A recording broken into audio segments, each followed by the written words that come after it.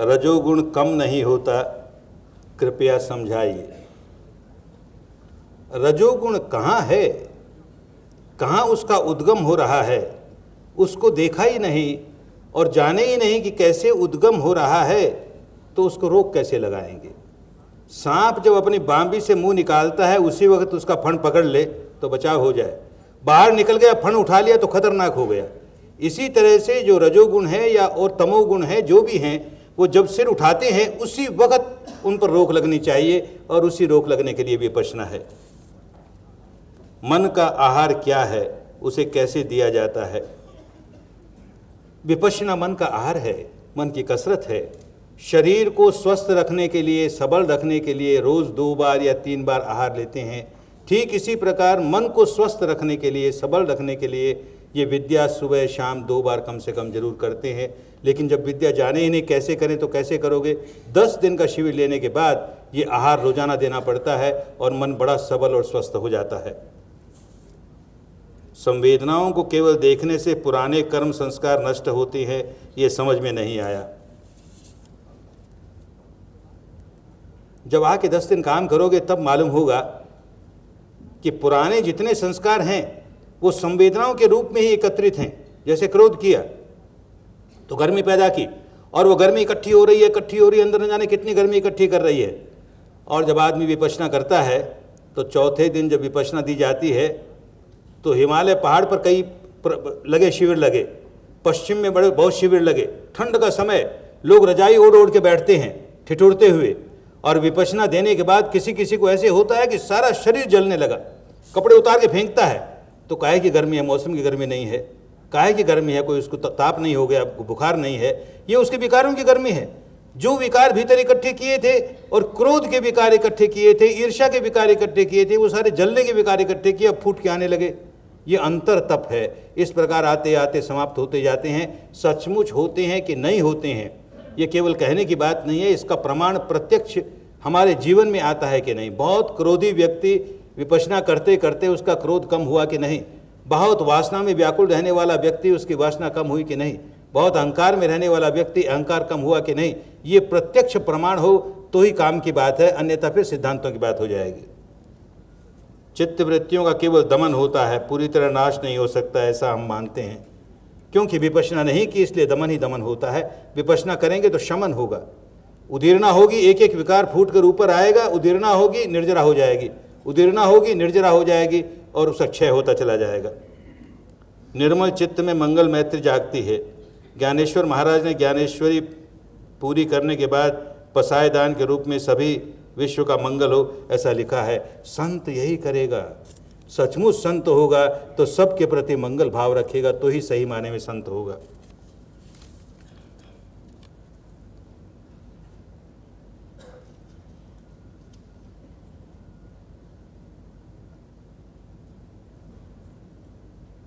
विधि खेल क्या है, देखो भाई हमारे समझ में नहीं आया।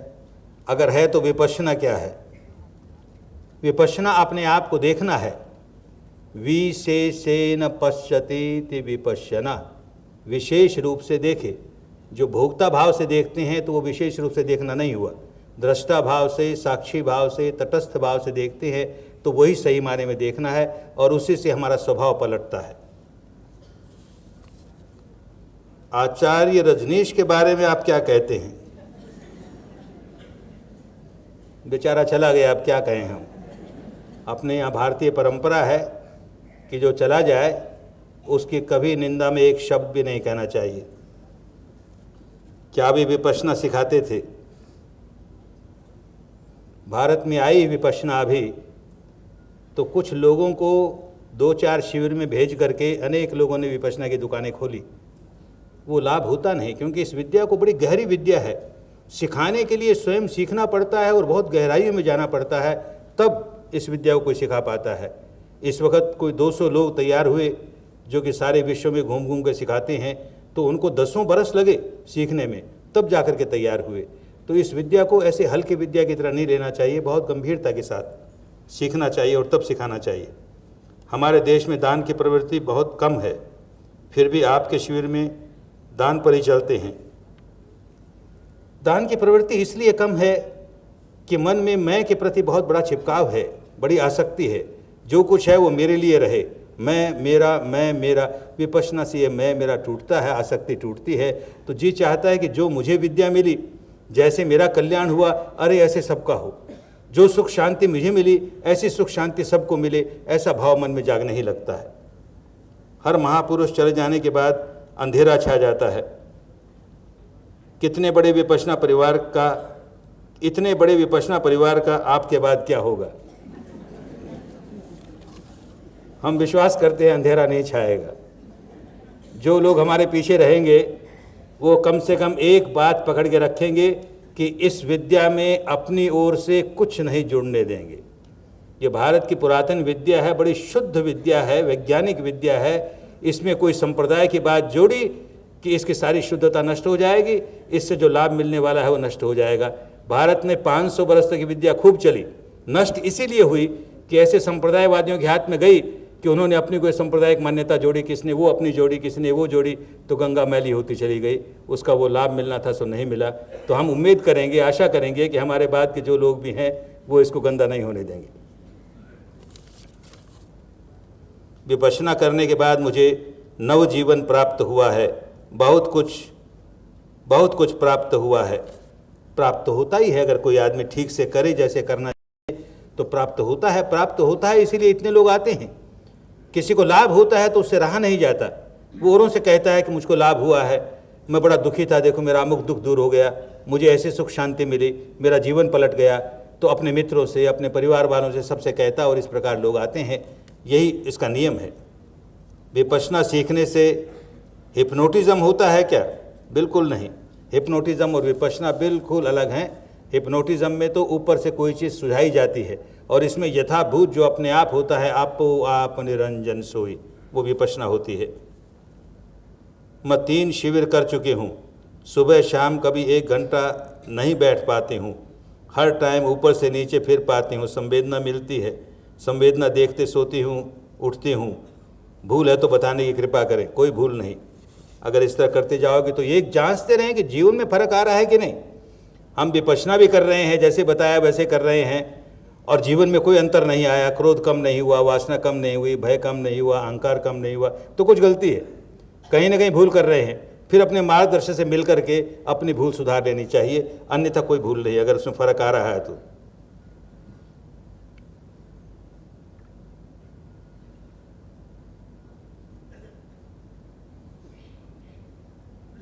क्या लिखा भाई? एनासा अबुद्ध्यत्मेव परत्वेनेव चापरम अक्षय अनंत बोधाय तस्मे सिद्धात्मने नमः। सिद्ध का तो नमस्कार करना ही चाहिए। जो व्यक्ति भी अपने चित्त को निर्मल कर लेता है, उसकी साधना सिद्ध हो गई, वो सिद्ध हो गया, तो उसको हम नमन करते हैं, तो हमारे मन में श्रद्धा जगाते हैं, तो उसके गुणों की श्रद्धा जगाते हैं, वैसे गुण हमारे भीतर आए, ऐसी प्रेरणा प्राप्त करते हैं। आपको क्या मोक्ष की, मुक्ति की प्राप्ति हो चुकी है? जितना जितना मैल निकला उतनी उतनी मुक्ति हो गई, उतना उतना मोक्ष हो गया। ये तो निकालते रहने का काम है। तो मोक्ष कोई ऐसे एक यकायक होने वाली बात नहीं होती है। हमने 100 मण का बोझ उठाए चल रहे हैं, 1 मण उतर गया तो 1 मण से तो मुक्ति मिली, 99 उठाए फिर रहे हैं। 10 उतर गया, 10 से मुक्ति मिली, 90 उठाए फिर रहे हैं। तो 90 निकल गया, 10 ही उठाए फिर रहे हैं। इसी तरह से काम होता है, और सबका ऐसे ही होता है। विपश्यी साधक पकने के बाद स्वस्थ मुक्ति पाता है, ऐसा आपने कहा है। स्वस्थ मुक्ति ईश्वर प्राप्ति में क्या फर्क है? स्वस्थ मुक्ति वही ईश्वर है, सत्य ही ईश्वर है, परम सत्य ही परमेश्वर है। ये मान के चलेंगे तो कहीं भटकेंगे नहीं। किसी व्यक्ति को ईश्वर मान लेंगे तो भटक जाएंगे। आज के उच्च पदस्थ लोकनायक, जिनको राष्ट्र के आदर्श हैं, ये संपूर्ण करप्ट हैं। क्या आज के लोग उनका अनुसरण करके महाभारत जल्दी लाएंगे? जो करप्ट है वो तो महाभारत ही लाएंगे, और क्या लाएंगे? तो भाई विपश्यना तो सब जगह फैलनी चाहिए, लेकिन जो राज सत्ता में बैठे हैं उनको समय लगता है आने में, क्योंकि देखते हैं पता नहीं क्या है, कैसा है, हर किसी को कैसे गुरु मान लें, हर किसी के कहे रास्ते पे कैसे चलें। धीरे धीरे प्रजा में फैलेगी तो इन राज करने वालों में भी फैलेगी। अभी भी कुछ तो आने लगे। आज के देश की अस्थिर स्थिति में युवक कैसे धर्म का प्रसार करे। कोई धर्म का प्रसार कर नहीं सकता। पहले धर्म अपने भीतर जगाए और स्वयं धर्म में पके, बस समझो कि ये आदमी प्रसार करने लगा, उसका जीवन करने लगेगा, उसका जीवन बोलने लगेगा। देखो विपश्यना की वजह से ये व्यक्ति कितना सुधर गया। 10 आदमियों को 20 आदमियों को आकर्षित करेगा वो अपनी ओर और धर्म की ओर। यही तरीका है प्रसार का। मैं विपश्यना साधना करती हूँ। कभी मुझे हथेली में, पाँव के तलवे में और तालुओं में जोरों से संवेदना होने लगती है। उस वक़्त ध्यान में नहीं होती हूँ, ऐसा होने लगता है। जब भी ऐसा हो घबराने की ज़रूरत नहीं है। हम अपनी ओर से समता रखें, न उससे व्याकुल हो, न उससे खुशियाँ मनाएं। ये भी अनित्य है, यूँ समझते रहें तो आगे बढ़ते चले जाएंगे। शिविर दरमियान 5 दिन भी ध्यान में कुछ क्षण ऐसा आता है कि मैं बैठी ही रह जाती हूँ। जब जब चित्त एकाग्र होगा तो ये शरीर की हलन चलन अपने आप कम होती चली जाएगी। भीतर से बेचैन है इसलिए शरीर की हलन चलन ज़्यादा होती है, और जैसे ही चित्त शांत होने लगता है उसके साथ साथ शरीर भी शांत होने लगता है, उसमें स्थिरता आती है। कभी कभी अपने आप ही मुझ में किसी के लिए मंगल मैत्री शुरू हो जाती है। कल्याण की बात है। एक आदमी धर्म के रास्ते पका कि नहीं पका, उसको मापने का अनेक मापदंड है। उसमें से एक मापदंड ये है कि वो औरों के प्रति उसमें मंगल भाव जागने लगे कि नहीं। औरों के प्रति मंगल भाव थोड़ा भी नहीं जागता है और केवल अपनी मुक्ति की बात ही सोचता है कि मैं इसलिए कर रहा हूँ, मैं मुक्त हो जाऊँ, मैं मुक्त हो जाऊँ, तो उसने अभी तक धर्म सीखा नहीं। सचमुच उसके विकार निकले नहीं। विकार जैसे जैसे निकलते चले जाएंगे अहम भाव नष्ट होगा, आत्मभाव नष्ट होगा, अहंकार नष्ट होगा, ममंकार नष्ट होगा और औरों के कल्याण के लिए उसके मन में भावना जागनी शुरू हो जाएगी। 3 शिविर मेरी बहुत अच्छी रही, अनुभव भी बहुत अच्छे रहे, लेकिन शिविरों में एकदम ब्लैंक हो गई। सो ब्लैंक होना साधना में कैसा कहलाता है ना। ब्लैंक हो करके भीतर से हम जानते रहें कि मैं ब्लैंक हूँ, इस समय कुछ नहीं उठ रहा है, तब तो काम की बात हुई। अन्यथा होश नहीं है, कुछ समय हमने ऐसे खो दिया कि हमें कुछ होश ही नहीं है, तो ये तो जागृति का मार्ग है। जागते रहेंगे तो चोर घर में नहीं आएंगे। जिस घर का मालिक जागता रहता है उस घर में चोर आते नहीं, और आ भी गए और देख लिया मालिक जाग रहा है तो भाग जाएंगे। ऐसे ही हम भीतर से जागते रहेंगे तो विकार आएगा नहीं, और आ गया तो भाग जाएगा, टिकेगा नहीं कि मालिक जागता है। इसलिए जागते रहना बहुत आवश्यक है। If Patanjali yoga is same as vipassana, then what is the harm in doing so, or is there any difference? Patanjala योग को लोग भूल गए। अब तो पातंजल योग केवल व्यायाम हो गया, आसन और प्राणायाम, जो कि दोनों के दोनों पातंजल के नहीं, ये बाद में हठ योग प्रतिपिका के, घेरंड संहिता के और लोगों के बनाए हुए। उसने तो बहुत सीधी सी बात कही कि निष्प्रयास सांस को देखो और इसी तरह सुख आसन में बैठो। केवल एक एक सूत्र है और कुछ नहीं। बाकी सारा का सारा विपश्यना भरी पड़ी है। वो कोई समझता ही नहीं, उसका कोई ठीक से अध्ययन करता ही नहीं, तो धारण कौन करे। फर्क केवल इतना ही है कि उसने साथ साथ ये भी लिख दिया अथवा ईश्वर प्रणिधान है, क्योंकि उसको ईश्वर की स्थापना करनी थी, इसलिए अथवा ईश्वर प्रणिधान है। ये 2-4 वाक्य ऐसे हैं जो कि विपश्यना से मेल नहीं खाएंगे, लेकिन बाकी सारा का सारा विपश्यना। आखिर में जाकर अंत में कहता है दृष्टा दृशी मात्र शुद्धोपि प्रत्ययानुपश्य। ये योग सूत्र की वाणी है। आगे जाकर के काम शुरू करता है तो दृष्टा भाव से देखता है, दृष्टा भाव से देखता है, दृष्टा भाव भी समाप्त हो जाता है। दृष्टा दृशी मात्र, विपश्यना में यही होता है, केवल दर्शन। दृष्टा कोई नहीं, केवल दर्शन। ज्ञानी कोई नहीं, केवल ज्ञान। केवल दर्शन, केवल ज्ञान, केवल दर्शन, केवल ज्ञान की अवस्था आने पर ही केवल्य ज्ञान होता है। तो यही पातंजल कहता है दृष्टा दृशी मात्र, केवल दर्शन रह गया, शुद्ध हुआ, लेकिन क्योंकि अभी इंद्रियों के क्षेत्र में है, इंद्रियों के परे नहीं गया, तो प्रत्ययानुपश्य, इसका भी कोई कारण है, उस कारण को देखते चले जाओ। अनुपश्य, अनुपश्यना करो, ये पातंजल कहता है कि करते चले जाओ विपश्यना। लेकिन कहाँ करते हैं, कोई समझते ही नहीं। ये 2000 वर्ष का अंधेरा है कि जो विद्या इतनी कल्याणकारी थी वो कैसे भारत से लुप्त होती चली गई। लोग उसको समझते नहीं, उसके अर्थ को नहीं समझते। तो हमारे शास्त्रों के अर्थ हम ठीक से नहीं समझते। समझेंगे, विपश्यना करेंगे और फिर योग सूत्र पढ़ेंगे तो खूब समझ में आएगा कि दोनों एक ही हैं, बहुत अंशों में एक ही हैं। आप प्रवचन में बार बार राग शब्द इस्तेमाल करते हैं, मगर मराठी में उसका अर्थ क्रोध होता है। भाई क्या करें, हम ऐसे वातावरण में पले, हिंदी में राग कहते हैं आसक्ति को, संस्कृत में भी राग कहते हैं आसक्ति को।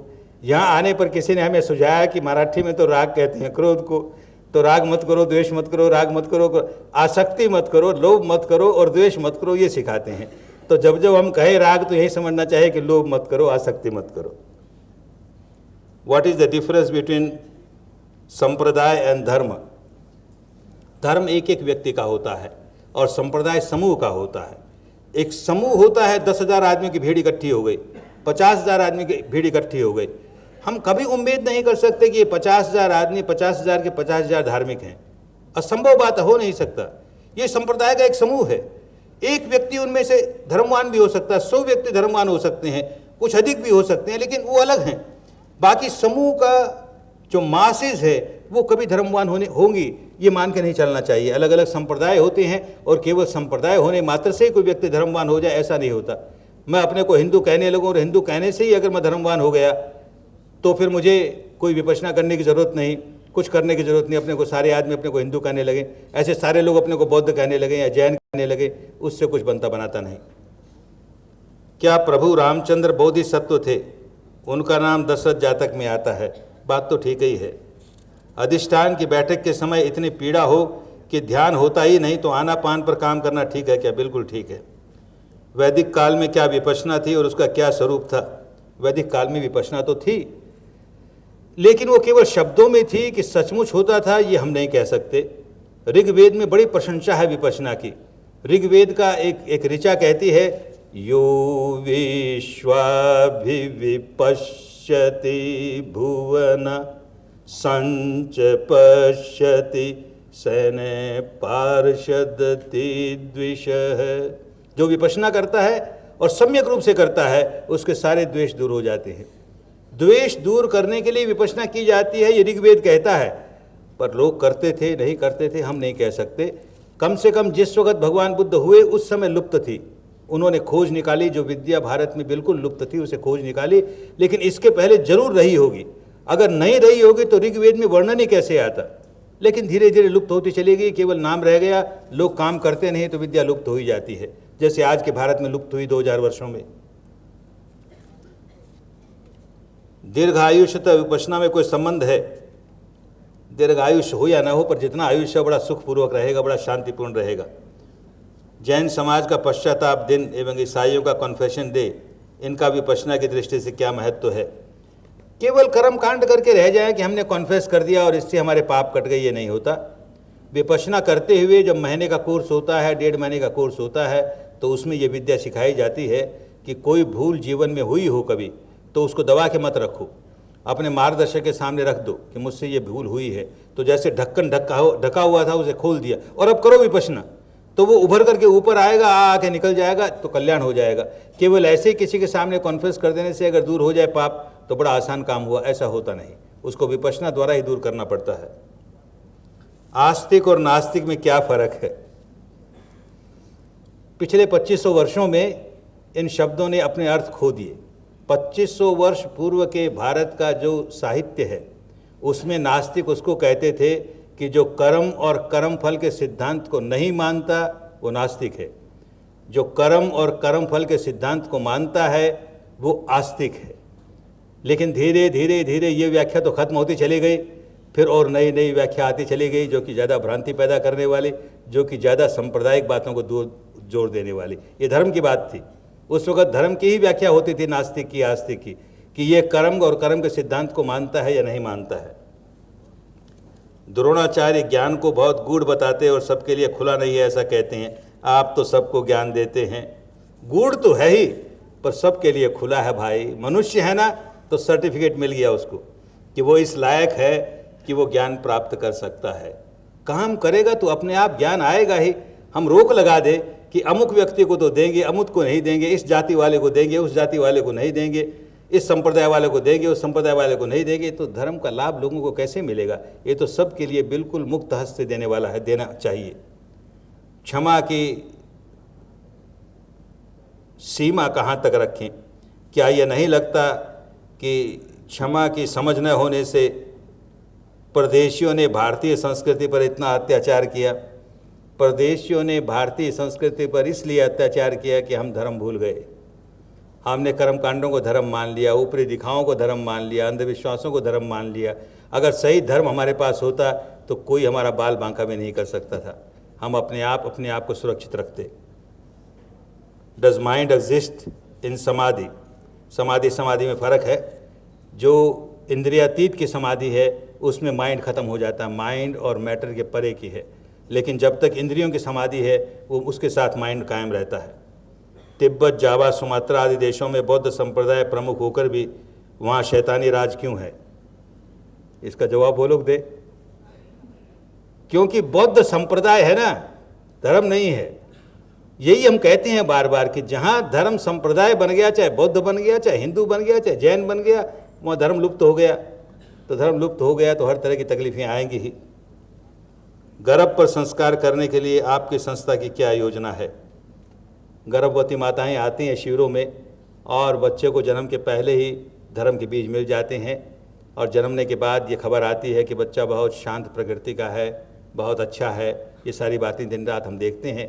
विदेशों में तो एक तरह की होड़ लग गई। शिविरों में रह जाने कितनी प्रेग्नेंट औरतें आती हैं और फिर लिखती है हमें कि आई गोट ए धम्मा बेबी नाउ, आई गोट ए धम्मा बेबी, क्योंकि उसको उस समय ही प्राप्त हो जाता है धर्म का बीज, तो शांति प्राप्त होने लगती है। कसाई, सैनिक, इन लोगों के लिए क्या हत्या ही धर्म नहीं है? इसी प्रकार वैश्या के लिए क्या व्यभिचार और राजनीतिज्ञों के लिए कुटिलता होगा? भाई हम तो नहीं मानते। What should be the ultimate goal of human life? To live a happy, peaceful, harmonious life, good for yourself and good for others. You preach forgiveness, yet one must stand up against injustice. Certainly, one must stand up against injustice. Dharma or Vipassana does not teach you that you bow down to injustice. Otherwise, you have not learned Dhamma. You have to oppose it very strongly. You have to use very strong words. You have to use very strong bodily actions, but not with anger, not with hatred. Lot of love, full of compassion and goodwill. Then you take the strongest action to oppose all the injustice that is going on. आजकल के नौजवान बहुत आवारागर्दी करते हैं। विपश्यना से ही छुटकारा होगा और कोई रास्ता नहीं। युवकों का दोष नहीं है। वो जब हम बुजुर्गों को देखते हैं कि ये धर्म के नाम पर क्या कर रहे हैं, मंदिर में जाते हैं, इधर जाते हैं और इनका जीवन किस प्रकार का है, तो उनको धर्म के प्रति आकर्षण नहीं होता। यही युवक जब विपश्यना में आते हैं तो बड़े बूढ़े जितना ग्रहण नहीं करते उससे ज़्यादा जल्दी ग्रहण कर लेते हैं, क्योंकि सारी बात इतनी रैशनल है, इतनी साइंटिफिक है। अभी रिजल्ट ओरिएंटेड, अभी उसका रिजल्ट मिलता है, तो विद्यार्थियों को, युवकों को, युवतियों को बहुत आकर्षित करता है ये। कारागृह में शिविर लगाने से क्या फ़ायदा होता है? फ़ायदा होता है, लोग बहुत बदले हैं। कारागृह में अनेक शिविर लगे हैं और उसके बहुत अच्छे परिणाम आए हैं। उस पर काफ़ी रिसर्च भी हुआ है और रिसर्च के रिजल्ट बहुत अच्छे आए हैं। धर्म सेवा से क्या लाभ होता है? धर्म सेवा से अपने मन में सद्गुण आते हैं। हम केवल धर्म अपने लिए ही सीखें, औरों के लिए कुछ नहीं करें, तो वही फिर अपने में संकीर्णता होगी।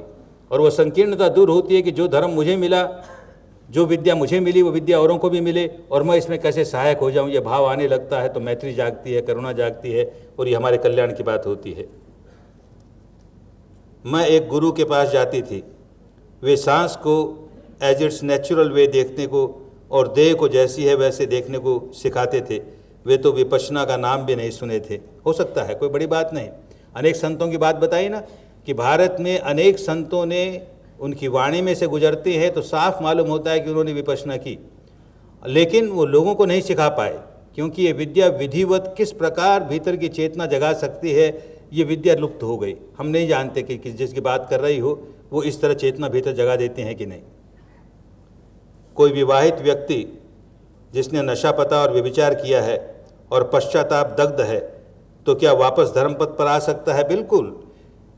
कोई व्यक्ति में दोष हुआ, उससे उसके मन में हीन भावना ना आ जाए कि अब मैं ठीक आदमी बन नहीं सकता, अच्छा आदमी बन नहीं सकता।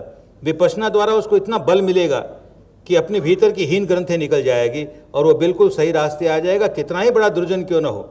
अरे अंगुलीमाल जैसा व्यक्ति जिसने 999 मनुष्यों की हत्या की, आसान नहीं होता। एक मनुष्य की भी हत्या करने में कितना क्रोध जगाना पड़ता है, कितना द्वेष जगाना पड़ता है। जिस व्यक्ति ने 999 की हत्या की और वो इस विद्या द्वारा अरहंत हो गया, तो ऐसा कौन सा अपराध कर दिया किसी ने कि वो अपने अपराधों के बाहर नहीं निकल सकता, हर आदमी निकल सकता है। पुराने साधक धर्म प्रसार के कार्य में किस प्रकार योगदान कर सकते हैं? अच्छा जीवन जी करके योगदान कर सकते हैं। लोग देखेंगे साधक को, ये पुराना साधक है, इसके जीवन में कुछ फर्क आ रहा है कि नहीं, इसके चाल चलन में, इसके चरित्र में, इसके व्यवहार में कोई अंतर आ रहा है कि नहीं, तो लोग आकर्षित होंगे। और केवल तुम प्रशंसा करोगे कि विपश्यना बहुत अच्छी है, बहुत अच्छी है, तो वो तुम्हारी तरफ देखेंगे कि सचमुच अच्छी है क्या। कोई आदमी रास्ता बताता है कि इस रास्ते चलो, तो लोग पहले उसकी अंगुली देखते हैं, उसकी अंगुली दागी है तो उस रास्ते कैसे जाएंगे। तो अपने आप को सुधारो, फिर देखो लोग अपने आप आकर्षित होते चले जाएंगे। I have to collect and kill small animals for research purpose, better don't do that. आप जिसे कुदरत का कानून कहते हैं, शायद वही हमारे लिए ईश्वर है। बिल्कुल सही बात है, सत्य ही ईश्वर है, कुदरत का कानून ही ईश्वर है। कई बार मनातीत दशा, इंद्रियातीत अवस्था का अनुभव किया है।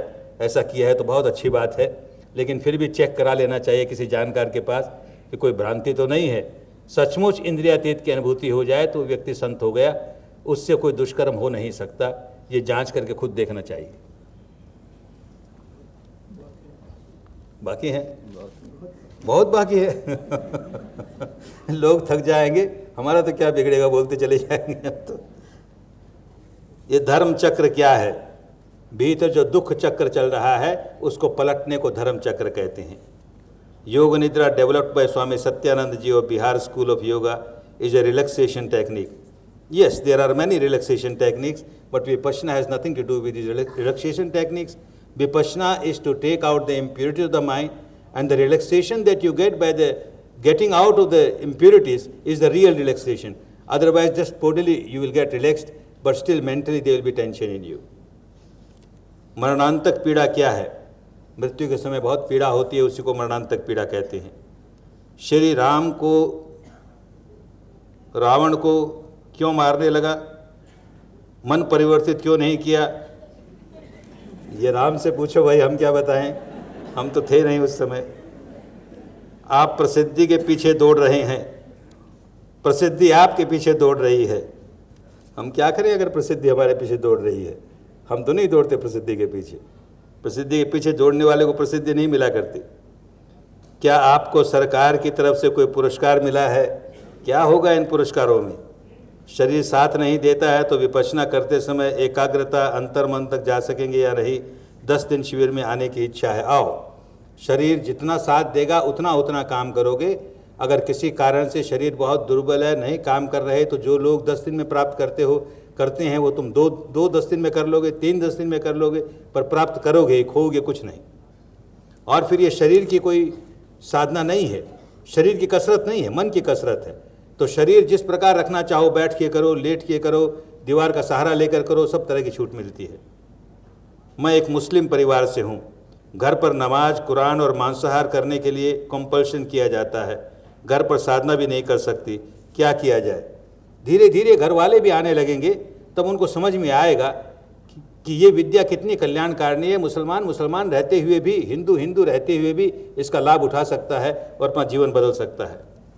After doing study of Vipassana, can person stop running after materialistic things like car, TV, fridge? All the attachment to all those things will go away. There is nothing wrong to have material progress of the country. Vipassana does not teach you to become insolvent, not to become poor. But at the same time, if you are attached to that, then you become very miserable. Come out of the attachment and then enjoy. तेन त्यक्तेन भुंजिता।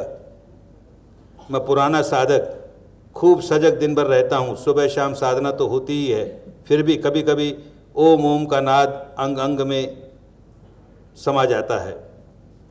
पुरानी आदत जो है वो एक बार निकलने में समय लगेगा। विपश्यना में किसी शब्द की ज़रूरत नहीं है। कोई ओम का विरोध हो ये नहीं समझना चाहिए। न ओम का विरोध है, न राम का विरोध है, न बुद्ध का विरोध है, न महावीर का विरोध है, न अल्लाह का विरोध है। पर शब्द होगा तो शब्द की अपनी तरंगें होंगी। ओम शब्द की अपनी तरंगें हैं और वो बार बार मानसिक हम उसका प्रयोग करेंगे तो उन तरंगों से हमारा सारा मन समाहित हो जाएगा उसमें, लेकिन अपनी तरंग नहीं देख पाएंगे। हमको अपनी तरंग देखनी है, अपने विकारों की तरंग देखनी है, क्योंकि विकारों से छुटकारा पाना है। विपश्यियों के चेहरे पर उदासीनता क्यों दिखाई देती है? तुम्हें हमारे चेहरे पर उदासीनता दिखाई दे गई? हम तो नहीं समझते भाई। मेरे दोनों पुत्रों ने विपश्यना का फ़ायदा उठाया है, दोनों मन शांति का फ़ायदा ले रहे हैं। कुटुंब के लिए अपने कुछ कर्तव्य है, ये भूल जाते हैं। नहीं तो विपश्यना सीखी नहीं। केवल मन की शांति के लिए विपश्यना नहीं है, उसको जीवन में उतारने के लिए है। तो गृहस्थ है तो जो जिम्मेदारियां हैं उन सारी जिम्मेदारियों को पूरा करने के लिए है। तो उन्हें कहो कि ठीक से समझें या अपने मार्गदर्शक से मिले। What is the difference between brain and mind? Brain is a physical part which works with the mind, but mind is totally different. आपके प्रवचनों से आप पूर्व जन्म से महर्षि स्वामी दयानंद प्रतीत हो रहे हैं। मैं अपने पूर्व जन्मों को जानता नहीं हुए क्या बताऊं। कल आपने किताबों का पढ़ना उलझना बताया, परंतु ज्ञान प्राप्ति के लिए दो ही मार्ग हैं, पवित्र ग्रंथों का पढ़ना और सुनना। पर केवल पढ़ करके रह जाएं तो हम विरोध करते हैं। पढ़े और उससे प्रेरणा पाएं, उससे मार्गदर्शन पाएं और फिर अनुभूति पर उतारें तो कल्याण होता। नहीं तो केवल पढ़ते रह जाएंगे, तोते का सा पाठ हो जाएगा। Have you suggested to include Vipassana in school and colleges? Yes, I have suggested and some have already started it. Jain धर्म में विपश्यना का कहीं भी उल्लेख नहीं है। अरे ये किसने कह दिया?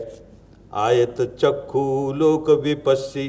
भगवान महावीर कहते हैं कि अपने लोक के भीतर, अपने शरीर के भीतर जो विपश्य हो जाता है उसको दृष्टि मिल जाती है। आयत चक्षु, ज्ञान के चक्षु खुल जाते हैं। क्या मुझे विपश्यना सीखने के लिए बुद्ध और उनका धर्म समझना जरूरी है? धर्म समझना जरूरी है, किसी संप्रदाय में दीक्षित होना जरूरी नहीं। क्योंकि बुद्ध ने विपश्यना सिखाई, उनकी वाणी में विपश्यना ही विपश्यना भरी पड़ी है और इतनी विवरण से समझाई हुई है कि वो हमारे लिए बड़ी कल्याणकारिणी है। पर जब तक करेंगे नहीं तब तक उनकी वाणी भी समझ में नहीं आएगी। जीवो जीवस्य भोजनम, मनुष्य के लिए नहीं पशुओं के लिए है। While meditating, eyes doesn't remain constant any solution. Yes, when you find that your eyes are moving, it will create tension in your mind. Therefore, whenever you find eyes are moving, stop them. Give a suggestion, oh no, eyes should not move. Only my mind should move. And slowly you will come out of this habit. Vipassana में अंतिम अवस्था समाधि होती है, क्या ये सच है?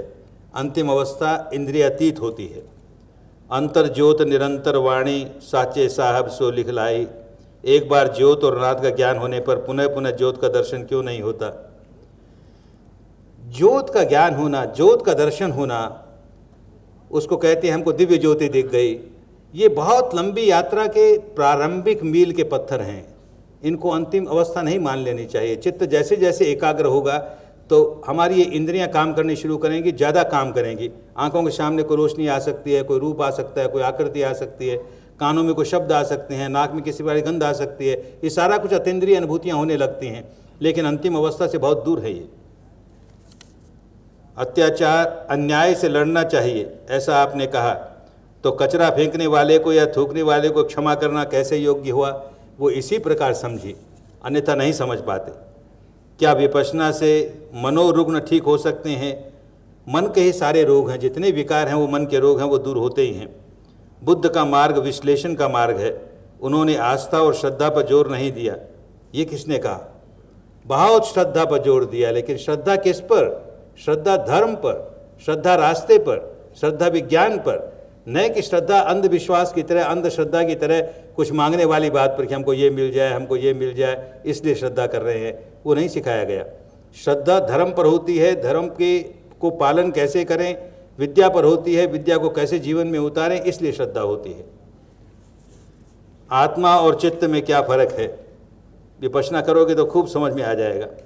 मैंने 3 दिन के 2 शिविर किए हैं, लेकिन फिर भी मुझे वहाँ इगतपुरी में वृक्षों को देखकर बहुत डर लगता है।